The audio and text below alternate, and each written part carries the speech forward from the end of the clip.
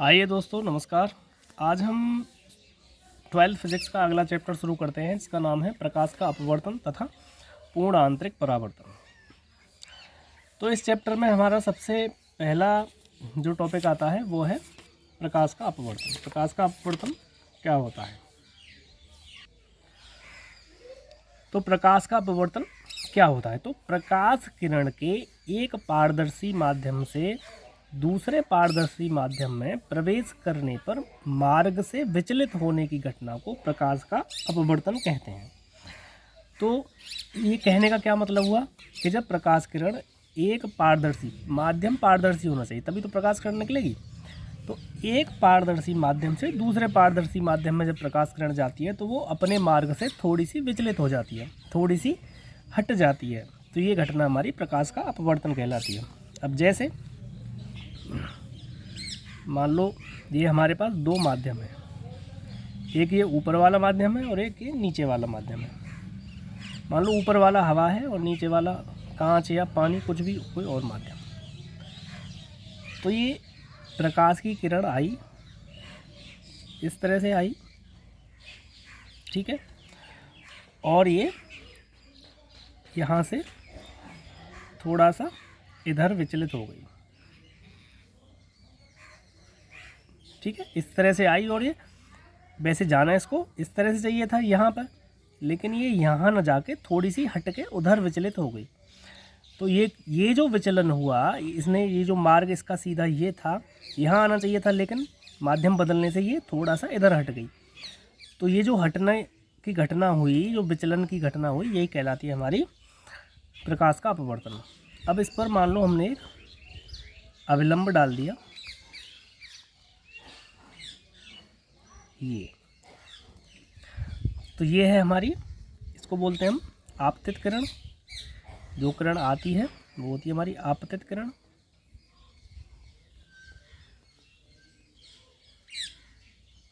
और जो जाती है ये होती है हमारी परावर्तित किरण, सॉरी अपवर्तित किरण।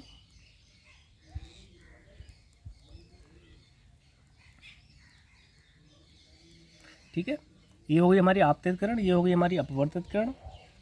और ये जो कोण होता है ये होता है हमारा आपतन कोण आई। और ये जो कोण हमारा निकलने का होता है ये होता है हमारा आपतन कोण, ये होता है हमारा अपवर्तन कोण। इसको हम आर से डिनोट करते हैं। तो ये हो गया हमारा अपवर्तन कोण,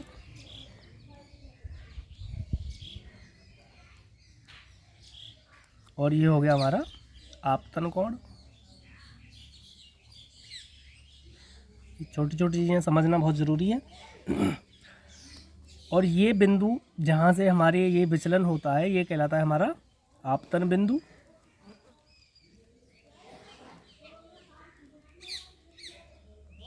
ठीक है, तो ये थी हमारी प्रकाश के अपवर्तन की घटना। अब इसके बाद आते हैं प्रकाश के अपवर्तन के नियम। तो प्रकाश के अपवर्तन के हमारे दो नियम हैं, देख लेते हैं। पहला हमारा नियम है कि आपतित किरण, अपवर्तित किरण और आपतन बिंदु तीनों एक ही तल में होते हैं। जैसे ये हमारा कागज़ का एक ही तल है, इस पर हमें तीनों दर्शाए गए हैं कि आपतन बिंदु, आपतित किरण और अपवर्तित किरण, ये तीनों एक ही तल में होते हैं। ठीक है, अब दूसरा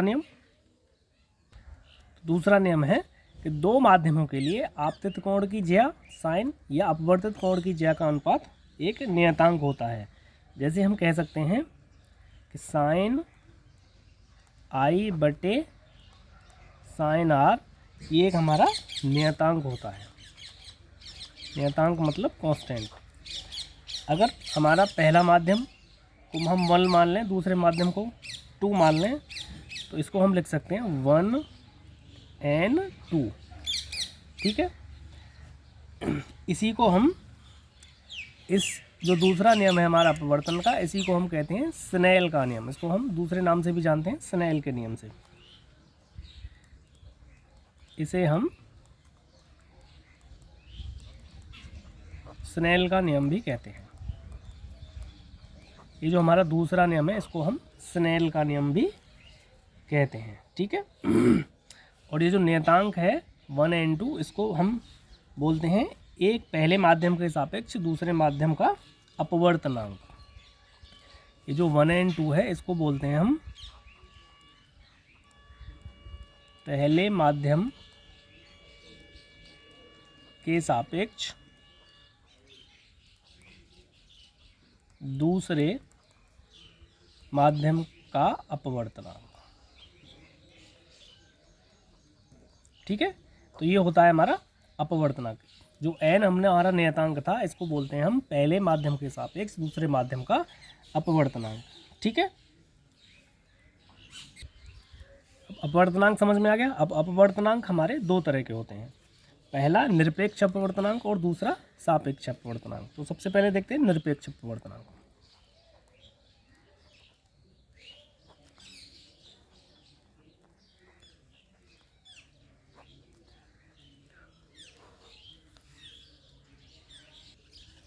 तो निरपेक्ष अपवर्तनांक हमारा होता है, निरपेक्ष अपवर्तनांक n बराबर होता है निर्वात में प्रकाश की चाल बटे जिस माध्यम के सापेक्ष निकाल लें उस माध्यम में प्रकाश की चाल, ठीक है। तो जो निरपेक्ष अपवर्तनांक हम निकालते हैं तो हम उसको निकालते हैं निर्वात में प्रकाश की चाल से। तो निर्वात में प्रकाश की चाल बटे उस माध्यम में, जो भी माध्यम हम ले रहे हैं उस माध्यम में प्रकाश की चाल। मान लो निर्वात में प्रकाश की चाल c होती है, ये हम जानते ही हैं, और माध्यम में हमने प्रकाश की चाल मान ली v। तो हमारा निरपेक्ष अपवर्तनांक हो गया c/v, ठीक है। उसके बाद आते हैं सापेक्ष अपवर्तनांक। तो सापेक्ष अपवर्तनांक जो हमारा होता है वो होता है, अब उसमें पहले में निरपेक्ष में लेते हैं हम निर्वात में प्रकाश की चाल, अब इसमें लेंगे हम दोनों माध्यमों में अलग अलग प्रकाश की चाल। तो जो हमारा सापेक्ष अपवर्तनांक होता है, सापेक्ष अपवर्तनांक, इसको हम 1 and 2 से डिनोट करते हैं। 1 पहला माध्यम, 2 दूसरा माध्यम। तो होता है पहले माध्यम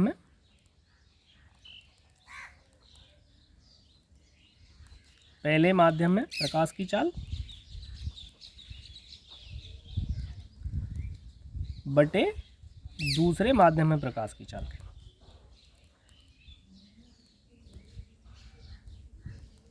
ठीक है, समझ में आ गया।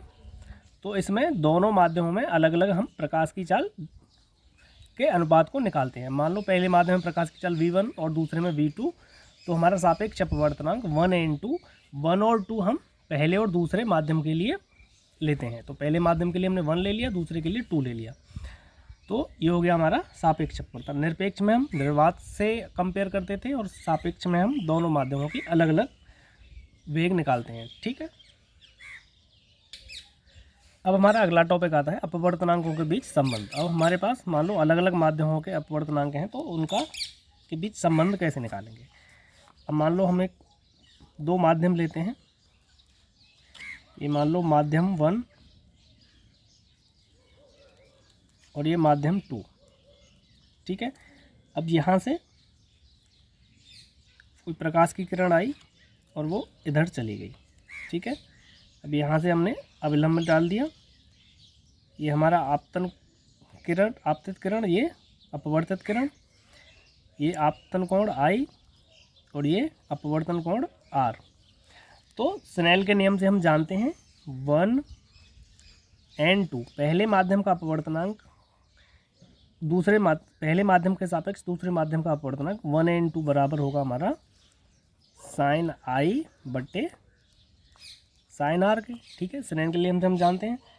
अब प्रकाश का उत्क्रमणीय सिद्धांत, अब हम क्या करते हैं कि माध्यमों को उल्टा कर देते हैं, ये माध्यम ऊपर और वो माध्यम नीचे। अब हम किरण को कोण R के बराबर ही एंगल पर डालते हैं, तो वह किरण क्या होगा कि जो अपवर्तित किरण होगी वो I के बराबर होगी। मतलब इसको उल्टा कर दें, इसको बोलते हैं हम प्रकाश का उत्क्रमणीय सिद्धांत।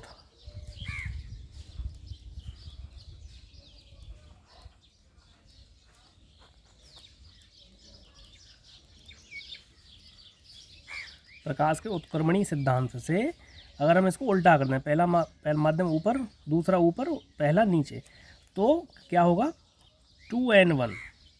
भाई दूसरा ऊपर हो गया, पहला नीचे हो, तो 2n1 क्या हो जाएगा, जो एंगल आर था वो ऊपर चला जाएगा और आई नीचे आ जाएगा। तो फिर क्या स्नेल का नियम कैसे काम करेगा, तो 2n1 हो जाएगा हमारा साइन आर बटे साइन आई। ठीक है, समझ में आ गया। अब क्या होगा, अब इन दोनों को गुणा कर दें, तो 1n2 गुणा 2n1, अब इन दोनों का गुणा कितना हो जाएगा, 1 के बराबर आ जाएगा। ठीक है, तो ये हमारा अपवर्तनांक निकालने का फॉर्मूला आ गया, 1n2 गुणा 2n1 बराबर 1 के। ठीक है, अब मान लो हम एक जल लेते हैं, वायु लेते हैं, कांच लेते हैं। ठीक है, 3 माध्यमों के अपवर्तनांक निकालते हैं। तो यहाँ हम 3 माध्यम लेते हैं। पहला वायु लिया, दूसरा जल लिया, तीसरा कांच लिया और फिर वायु आ गई। ये ऊपर वायु है, ये जल ले लिया, ये कांच ले लिया और ये फिर वायु आ गई। तो यहाँ से देखते हैं, ये हमारी आपतित किरण आई, ये थोड़ी सी विचलित हुई, उसके बाद कांच में और विचलित हुई, और उसके बाद जैसे ही वायु आएगी फिर वो जिस कोण से इधर से आ रही थी उसी कोण से यह बाहर निकलेगी। अब मान लो यहाँ पर हम इनके अभिलंब खींच दें, तो ये जो कोण आई था ये कोण आर हो गया। ठीक है, अब ये जो कोण आर होगा तो ये कोण भी आर होगा क्योंकि एकांतर कोण है, और ये कोण हमने मान लिया आर डैश, तो ये कोण आर डैश होगा क्योंकि एकांतर है, और ये कोण वापस से हमारा आई हो जाएगा। क्यों हो जाएगा, क्योंकि जिस एंगल से ये कोण, ये वायु में निकल रही, वायु में हमारी आपतित किरण आ रही थी, अब निकल के भी वायु में जा रही है, तो जो जब माध्यम हमारा सेम हो जाएगा तो वही एंगल हमारा वो किरण वापस ग्रहण कर लेगी। ठीक है, ये आई हो गया, ये आर हो गया, ये आर डैश मान लिया, ये वापस निकल के आई हो गया। ठीक है, तो हम इनके अपवर्तनांक निकालते हैं। तो पहले निकालेंगे एयर और जल का। जल का वायु के सापेक्ष अपवर्तनांक क्या लिखेंगे इसको, AN W, ए एयर और W वाटर। तो वाटर का एयर के सापेक्ष अपवर्तनांक, या पानी का वायु के सापेक्ष अपवर्तनांक कितना होगा, साइन आई बटे साइन आर, समीकरण नंबर 1। अब यहाँ देखेंगे कांच का जल के सापेक्ष अपवर्तनांक निकालेंगे हम। ठीक है, कांच का जल के सापेक्ष अपवर्तनांक, तो ये हो जाएगा WNG गिलास मान लिया, तो ये हो गया कांच का जल के सापेक्ष अपवर्तनांक। तो ये कितना हो जाएगा, R और R डैश, तो ये हो जाएगा साइन R बटे साइन R डैश, समीकरण नंबर 2 मान लिया।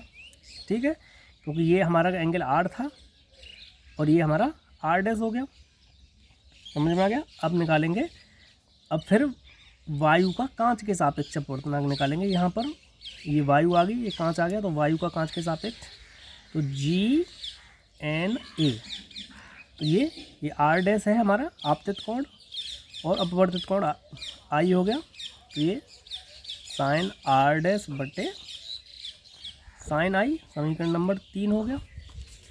ठीक है, अब तीनों का आपस में गुणा कर देते हैं, तो ANW गुणा WNG गुणा GNA, ये तीनों का गुणा करेंगे तो ये 1 के बराबर आ जाएगा।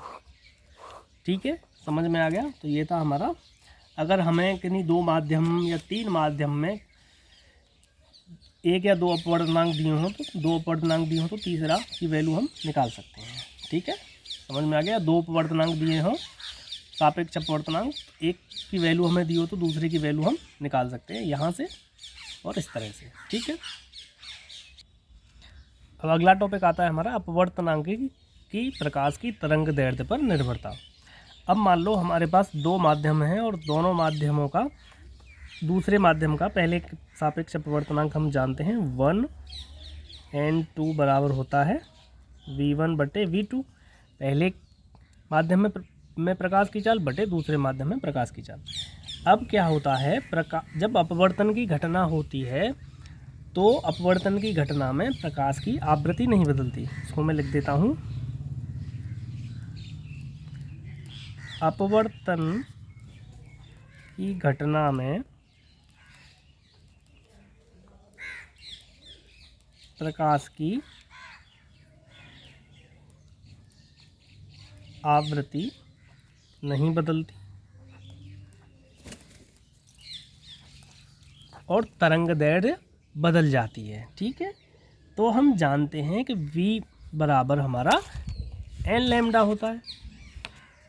जो प्रकाश की चाल होती है v बराबर हमारी n लैम्डा या म्यू लैम्डा के बराबर होती है। ये हमारी प्रकाश की आवृत्ति है और ये तरंग दैर्ध्य है।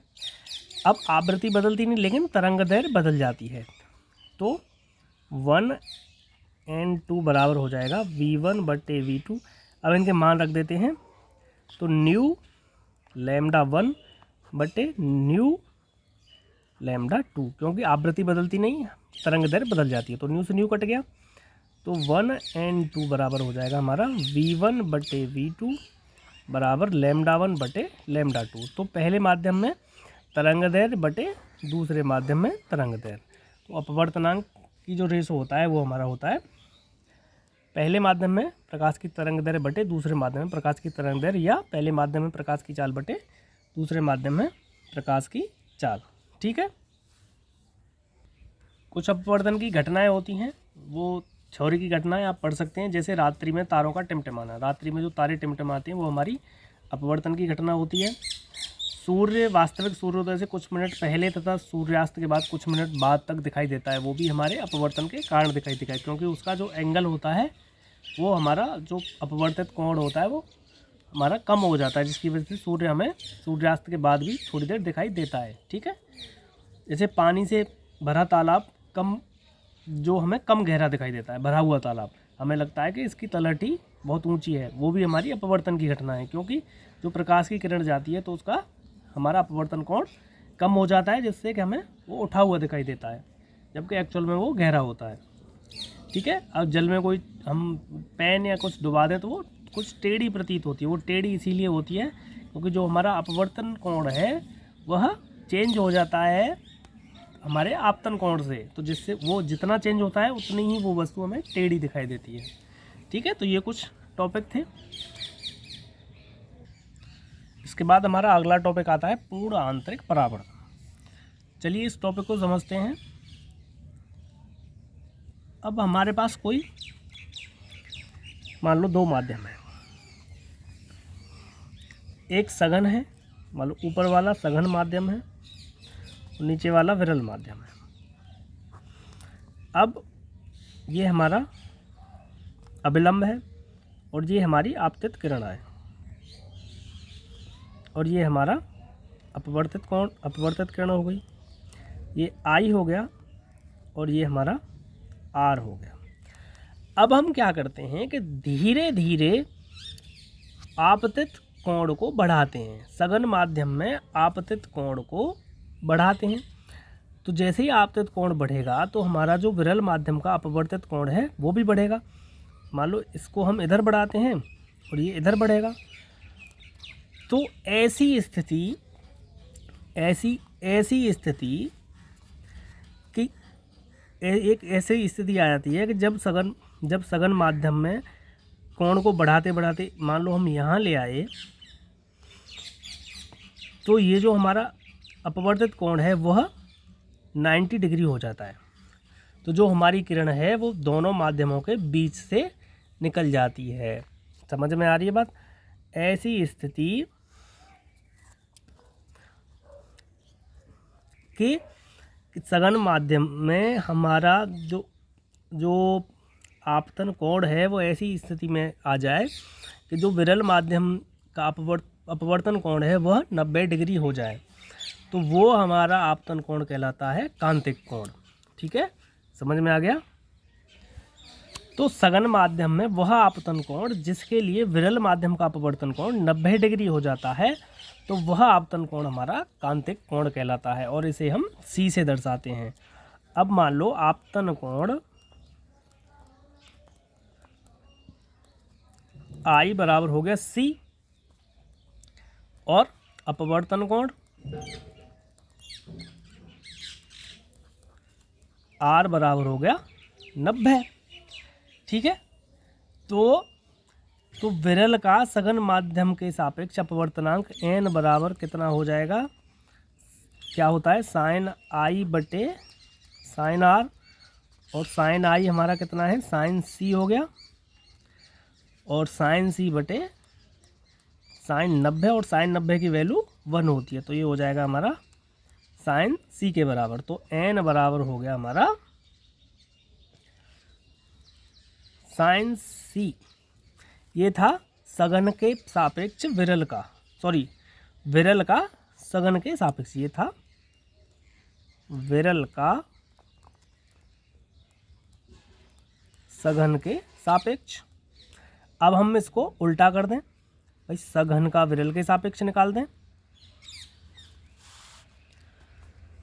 सघन का विरल के सापेक्ष, हम जानते हैं कि ये उल्टे हो जाते हैं, तो सघन का विरल के सापेक्ष हो जाएगा n बराबर 1/sin C। ठीक है, विरल का सघन के सापेक्ष n अपवर्तनांक sin C के बराबर होगा, और विरल और सघन का विरल के सापेक्ष अपवर्तनांक जो होगा 1/sin C के बराबर होगा। ठीक है, तो ये था हमारा अपवर्तनांक और कांतिक कोण के बीच संबंध। अब ये जो हमारी घटना हुई यही हमारी कहलाती है पूर्ण आंतरिक परावर्तन, ये जो हमने अभी बताया। चलिए इसको लिख के बता देते हैं आपको।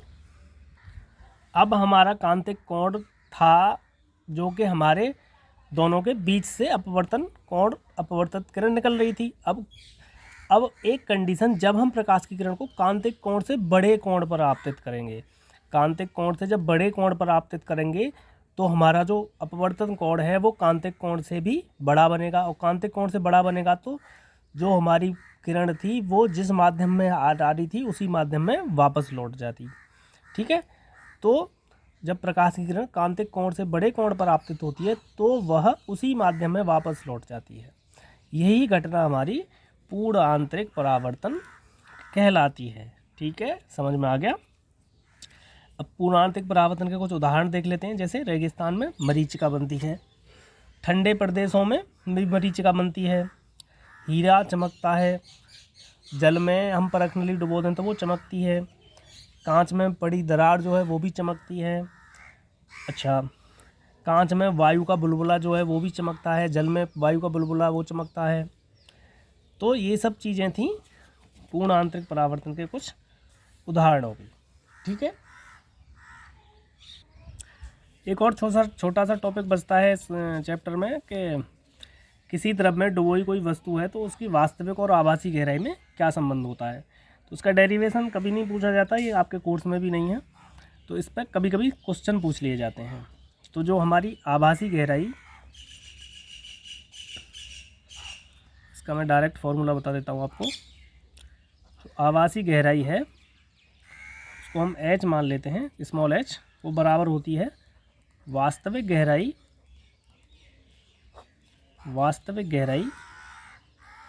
तो कैपिटल H मान लेते हैं, बटे जो भी द्रव है हमारा जिसमें वो डूबी हुई है द्रव का अपवर्तनांक n। तो ये हो गया हमारा h बराबर कैपिटल H अपॉन n, ये स्मॉल h। ये हमारा फॉर्मूला है, इससे हम कभी कभी क्वेश्चन पूछ लेता है हमारे बोर्ड एग्जाम में। तो ये इसी के साथ हमारा प्रकाश का अपवर्तन चैप्टर यहीं पर समाप्त होता है। कोई भी दिक्कत हो या कोई भी प्रॉब्लम हो तो मुझे कमेंट में पूछ लें। मैं फिर से आपको बता दूंगा। इसके बाद अब मिलते हैं अगले चैप्टर के साथ।